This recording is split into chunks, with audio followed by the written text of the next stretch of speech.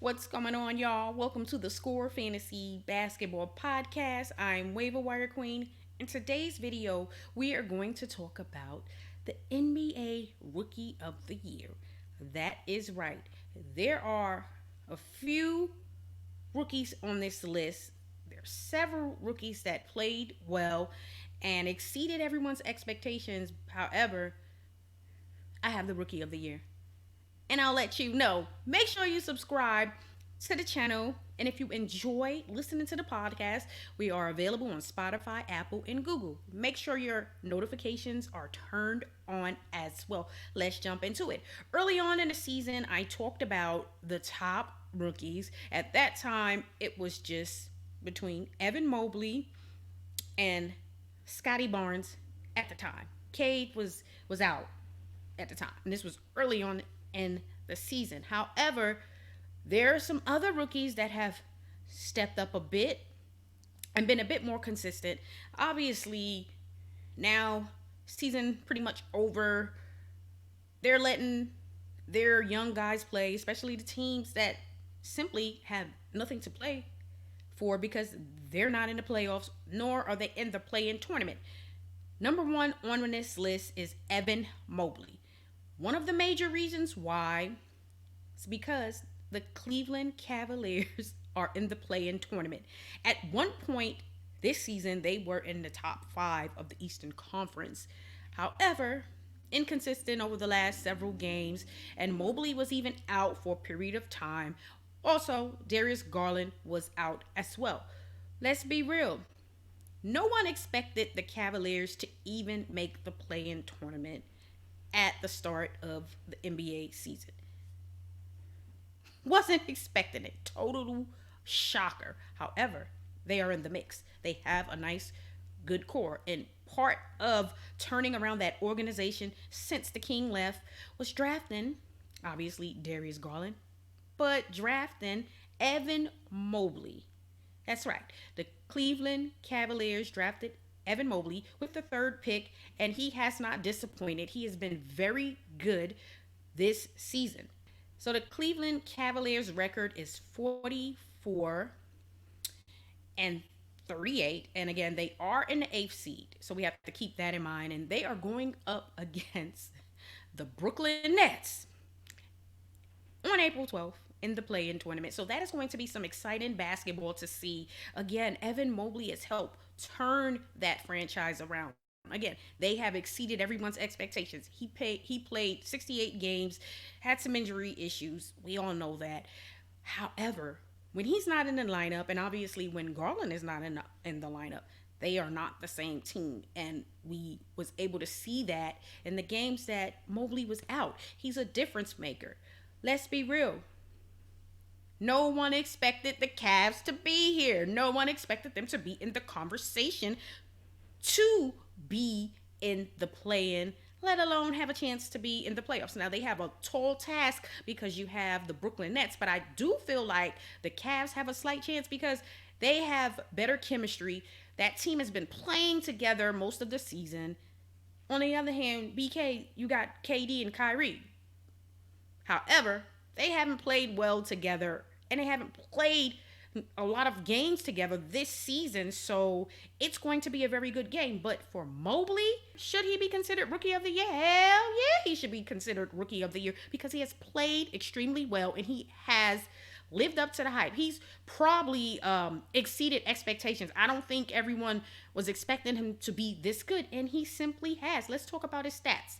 Okay, he averaged 14.9 points per game, 8.2 rebounds per game, 2.5 assists per game, shooting 50.7% from the field, 66.5% from free throw line. Now, you know, most bigs, with the exception of Embiid and Joker, they're most likely struggling from the free throw line, or they're not going to shoot the high percentage. However, I do see room for improvement, and I'm hoping that he can increase that a bit, at least get to 75. That's something he'll work on in the offseason. And he's averaging 1.6 blocks per game on 1.9 turnovers per game. Now, that is solid for a rookie, and you got to realize they do have Jared Allen. So most people were like, why are they drafting Evan Mobley when you have Jared Allen? Well, those two have played very well together, so I'm not mad about that move. Now, seeing as though they have played very well together and they are in the play-in tournament. And then you have Darius Garland as well. They have some nice young players, and they just really need to continue to build on that. I'm hoping that this is not just a fluke and they come back down to earth drastically this season like the Knicks did this year. That's right, Knicks fans. Now let's talk about some comparisons. It's stats. Home versus away game. So at home, he averages 14.5 points per game. And on the road, he is averaging 15.4 points per game. So he is averaging more points on the road. Honestly, he's just a slight better on the road offensively because, again, 15.4 points per game on the road, and he shoots 52.3% from the field on the road. At home, he shoots 49%. So still solid stats. However, offensive wise, better on the road. Now, in regards to rebounds, he is averaging 8.9 rebounds per game at home, and on the road he is averaging 7.6 rebounds per game. So that's slightly down from his season average, but nonetheless he is still very solid on the road. A lot of times you expect the rookies to struggle offensively on the road, but he has actually increased his point totals and his shooting percentage on the road. Again, Evan Mobley is a very good young player, and the Cavaliers' future is bright when you have Allen, who they've locked up with the contract extension last offseason, and then you have Mobley, and then you have Darius Garland, and then they traded for LeVert. So you have some really good young pieces, and they're just going to keep building on that. You got to keep on building on that. Again, no one was expecting the Cavs to be here. They are here, and Mobley is a huge reason why, which is why he is at the top of my list for Rookie of the Year, and he has been consistent the entire season. Of course, he had some growing pains. We know that. All rookies are going to do that. Everyone throughout the season is going to struggle at some point in time.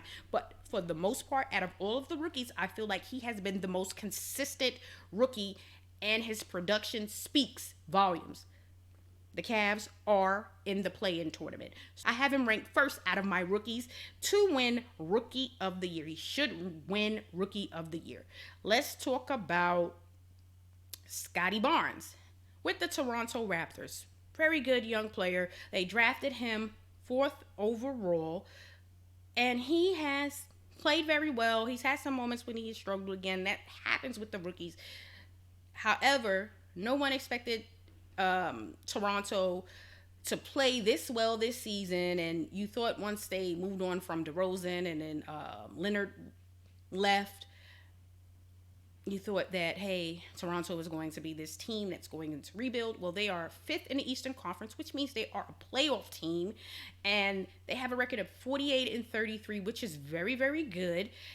And I'm not mad at the move to bring in a nice young wing. You need one of those in today's NBA, and they have one, and he has been very, very good. He's been a pleasant surprise. We all knew that he had the talent, and he's just showcasing what he can do, and it has complemented all of those other really good players that the Raptors have. Barnes can make an argument for being the Rookie of the Year. He played 73 games this season.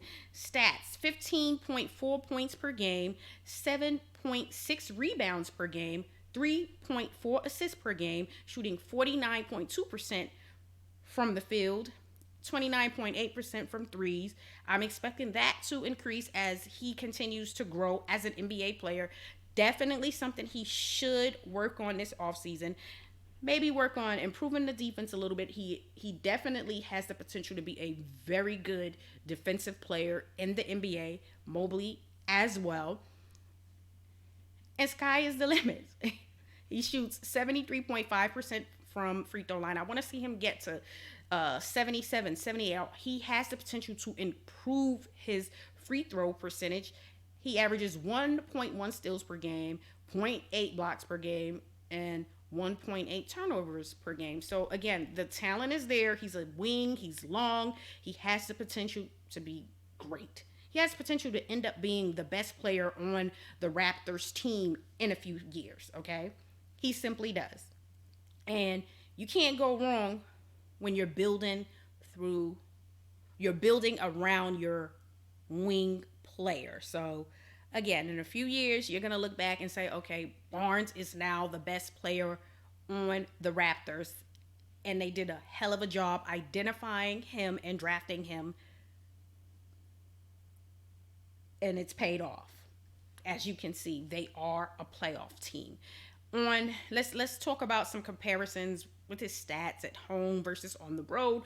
At home, he averages 15.3 points per game. On the road, he averages 15.6 points per game. So on the road, just slightly higher than his season average. And then on the road, he shoots 49.1% from the field versus at home 49.3%. So he's playing.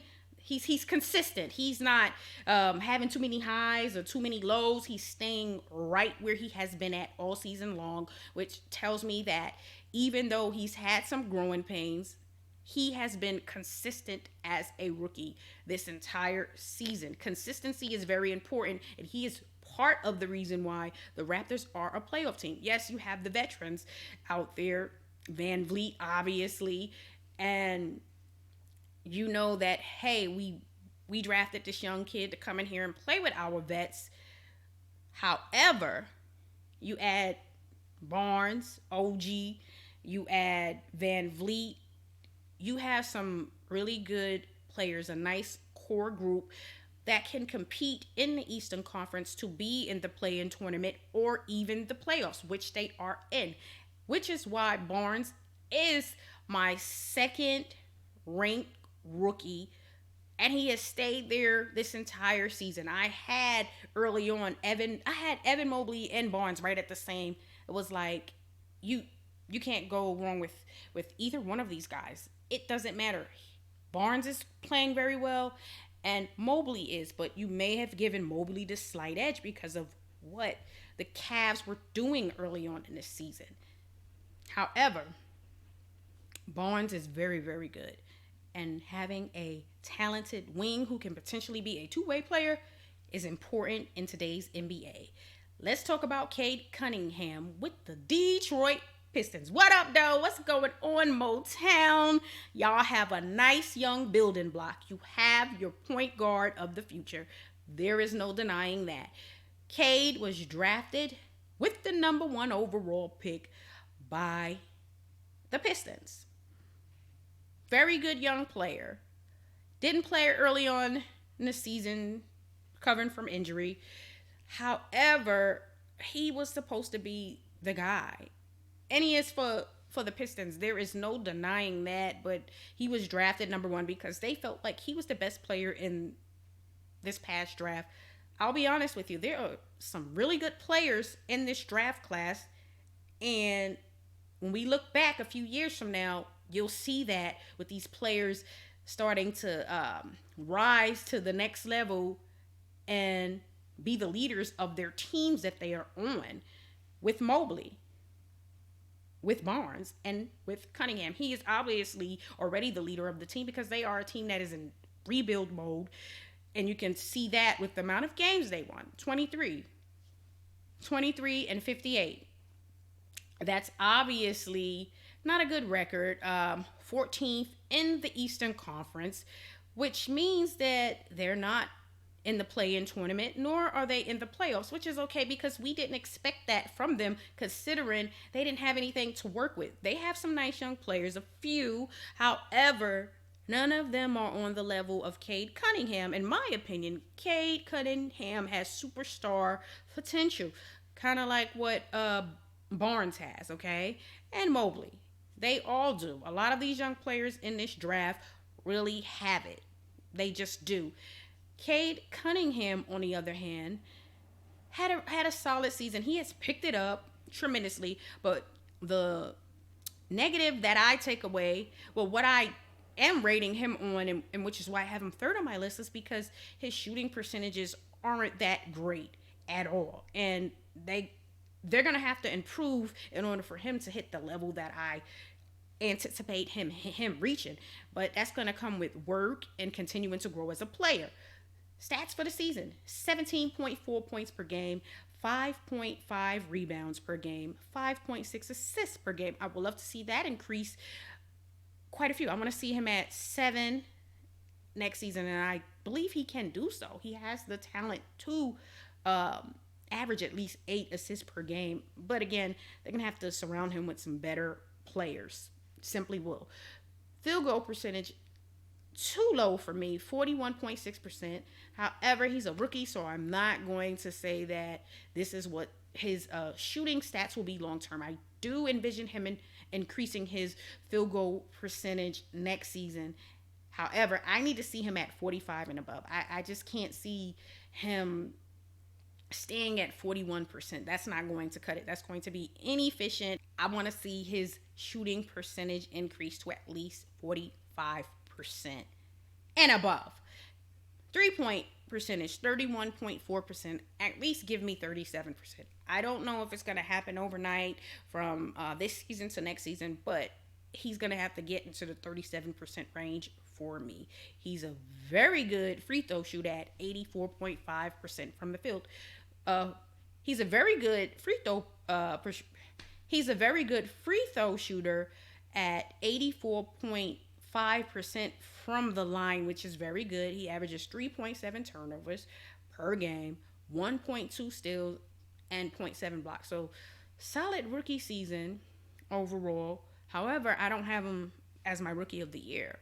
I do have him as one of the players to be on the watch. He's going to take a huge step next season, but not my rookie of the year. But he had a solid rookie season. Now, points at home, 18.7, which he's increased his totals at home, and on the road, 15.8. So he's struggling on the road, which you expect from rookies, and you expect from a team that's in a serious rebuild. They're just starting the rebuild, and I'm not surprised by that. Field goal percentage at home, 42.4%. So he's better at home than his overall average for the season. And on the road, he's shooting 40.5% from the field, which is why his point totals are at 15.8%, which is why his points per game on the road is at 15.8%, and he's not shooting that good on the road. But again, rookie, and it's understandable. I get it, and also the fact that they don't have a lot on the Pistons. They simply don't. So I have him third on my list. And then Jalen Green. Had high expectations for him this season, kind of up and down early on, some injuries as well, but he's definitely that guy. He has the potential to be a hell of a scorer in the NBA, and he's been showcasing that the last few weeks because they really don't have much to play for. He's playing more minutes. It's about time. They're letting him play, just understanding that, hey, the Rockets are not making the play-in tournaments. You're not making the playoffs. You are in a rebuild. You have to accept that and embrace it. And he's playing very good basketball. I am very impressed with what I have seen the last few weeks from Jalen Green. Really good young player. Really, really good young player. I mean, some people felt like the Pistons should have drafted Green.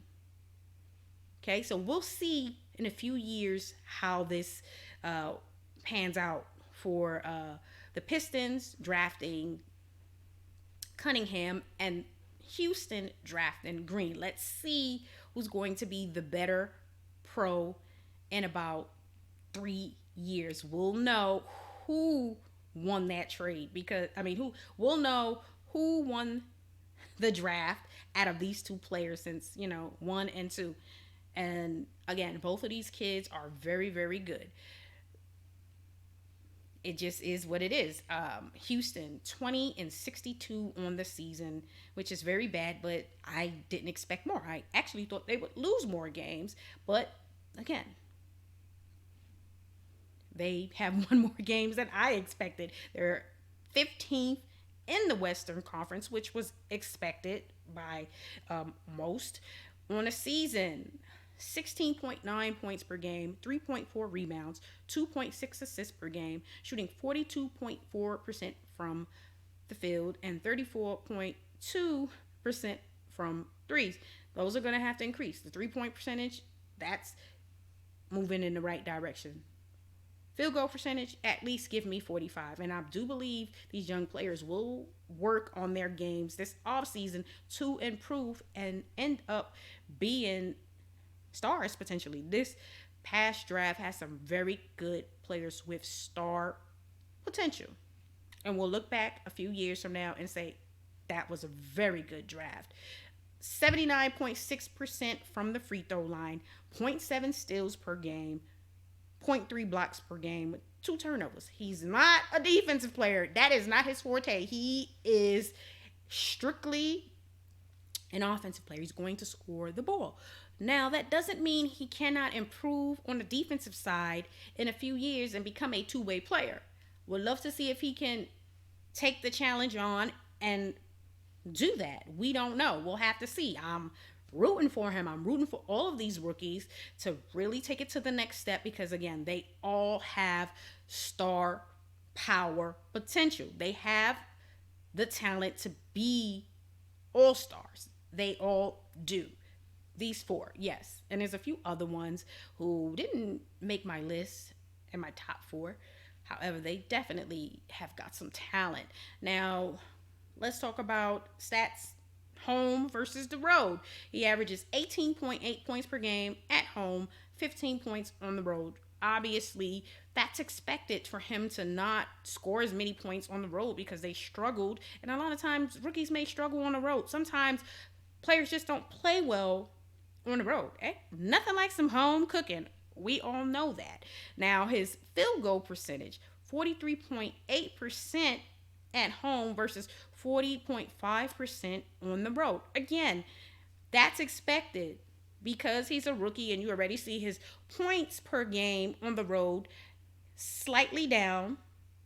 So that must mean his shooting percentages are low as well, which they were. So he's got some work to do, but the talent is there. He has got it. He is going to be one of the best players out of this draft. Mark my words. He's got the talent. The Rockets made a great move by drafting him. Now they just have to continue to build and give that young core a chance to grow together because they do have some really good young players.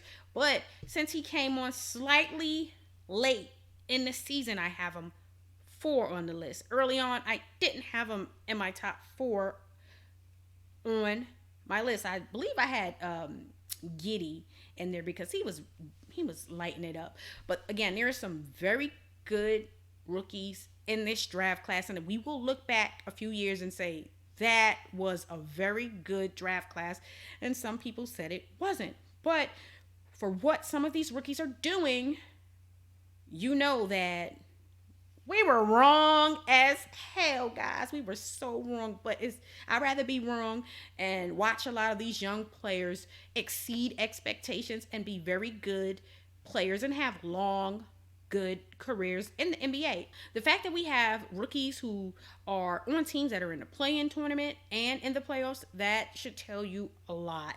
And they're both in the Eastern Conference. And the Eastern Conference, they need some love because it seems like all of the great guards just seem to be drafted in the West, all right? It is what it is. But I do love all of these guys on this list. These 4 guys have separated themselves from the rest of the rookies. They simply have. And I'm, again, on the fence about who should be Rookie of the Year. Most people think that, okay, because Mobley missed a few games, he should not be Rookie of the Year. I'm going to give it to Evan Mobley. For me, it was always between Mobley and Scotty Barnes for the consistency that they have shown this season and for the fact that their teams are in position to either be in the play-in tournament or in the playoffs. Again, the Cavs simply fell apart a bit because they came back down to earth a bit. And also, you got to realize Mobley was out. So you have two of your best players out in Mobley and Garland at periods of time. You're going to struggle. Mobley is back. He's ready to help his team potentially beat the Brooklyn Nets. There is a chance that they may beat the Brooklyn Nets, and then we'll be having another conversation, right? No, because Waiver Wire Queen is already saying that he should be the Rookie of the Year. Simple. Barnes. He can be Rookie of the Year, and I wouldn't be mad because, again, he is on a playoff team. They have better players overall and some veterans, obviously, on that team. However, I'm going to give the slight nod to Evan Mobley simply because who the hell expected the Cavaliers to even have 44 wins on the season? Nobody expected the Cleveland Cavaliers to win 44 games. They may have been better if Garland and Mobley didn't get hurt.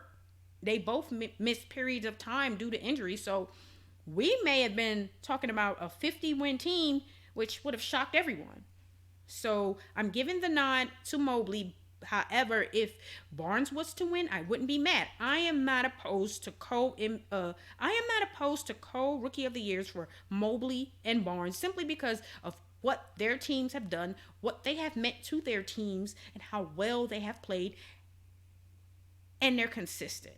So those are my top two rookies, and I'm giving the slight nod to Mobley as Rookie of the Year.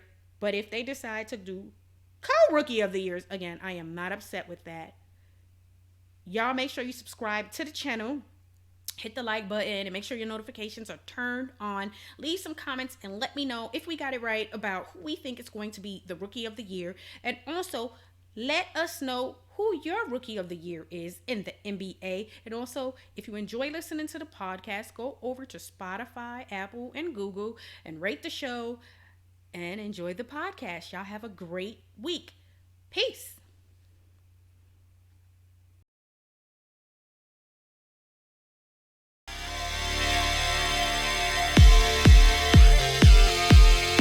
Thanks for listening to The Score Fantasy Basketball Podcast. Be sure to subscribe to The Score for more fun and great advice on how to win at fantasy basketball. And if you've got comments or questions about The Score, send them to waiverwirequeen@gmail.com. The Score.